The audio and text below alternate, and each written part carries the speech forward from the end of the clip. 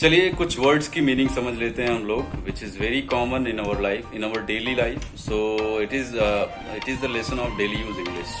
सो सबसे पहला जो आपके पास वर्ड है वो कोई भी नशा ना करने वाला है, किसी भी प्रकार का नशा ना करने वाला है. ऐसा व्यक्ति जो कुछ भी नहीं खाता पीता हो. खाते पीते से मतलब खाने से नहीं है. खाते पीते से मतलब है कि किसी भी प्रकार का वो धूम्रपान ना करता हो, स्मोक.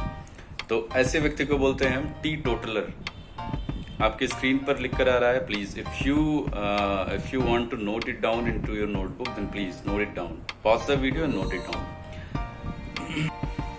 दूसरा वर्ड है जो आपके स्क्रीन पर आ रहा है हिंदी में. इसको हम इसका जस्ट उलट, जो हर प्रकार का नशा करता है, इसको हम शुद्ध हिंदी में बोलते हैं नशेड़ी.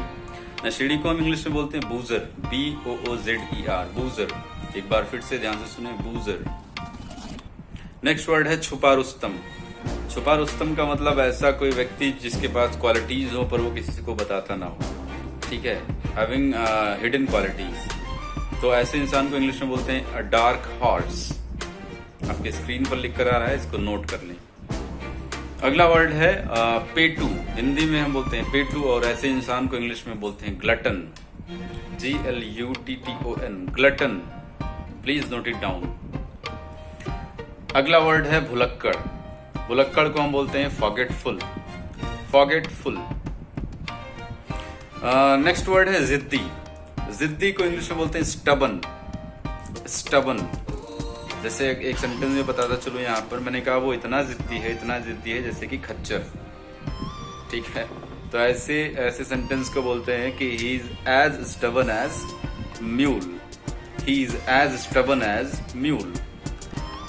अगला वर्ड हमारे पास हिंदी का नास्तिक. नास्तिक जो भगवान में या ऊपर वाले में विश्वास न रखता हो, ऐसे व्यक्ति को बोलते हैं हम नास्तिक. That is called in English atheist.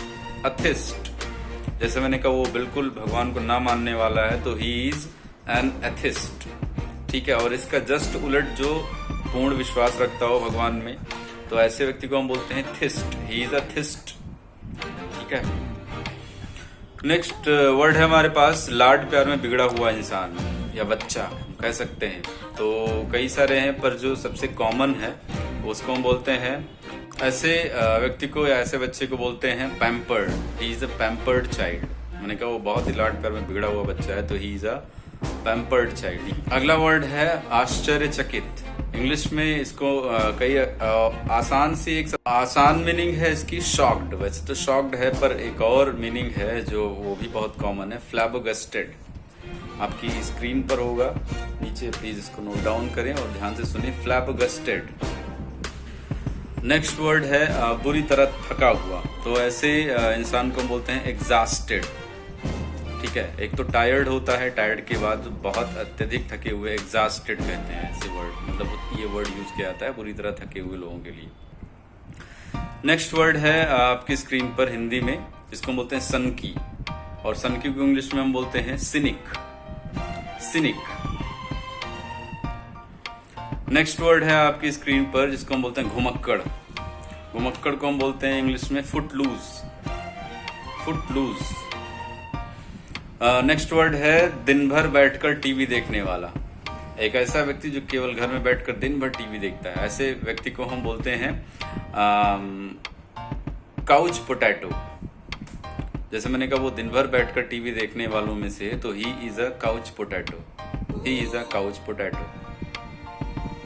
और एक ऐसा भी व्यक्ति होता है जो दिन भर केवल कंप्यूटर या लैपटॉप पर बैठकर काम करता है, तो ऐसे व्यक्ति को हम बोलेंगे माउस पोटैटो. कुछ ऐसे व्यक्ति भी होते हैं जो बहुत जल्दी या बात पर गुस्सा हो जाते हैं, ऐसे व्यक्ति को बोलते हैं शॉर्ट टेम्पर्ड. कुछ ऐसे व्यक्ति भी होते हैं जो अपने बुरे काम के लिए प्रसिद्ध हो. अच्छे काम के लिए प्रसिद्ध होते तो बहुत से लोग हैं, पर बुरे काम के लिए भी बहुत से लोग फेमस होते हैं, तो पर हम उनको फेमस नहीं बोलते हैं. उसके लिए वर्ड है कुख्यात. हिंदी में कुख्यात, और इंग्लिश में उसे हम बोलते हैं नटोरियस. और जो अच्छे काम के लिए प्रसिद्ध होते हैं जिसको हम बोलते हैं विख्यात, वो तो फेमस, या एक और वर्ड है इससे बेहतर प्रोमिनेंट.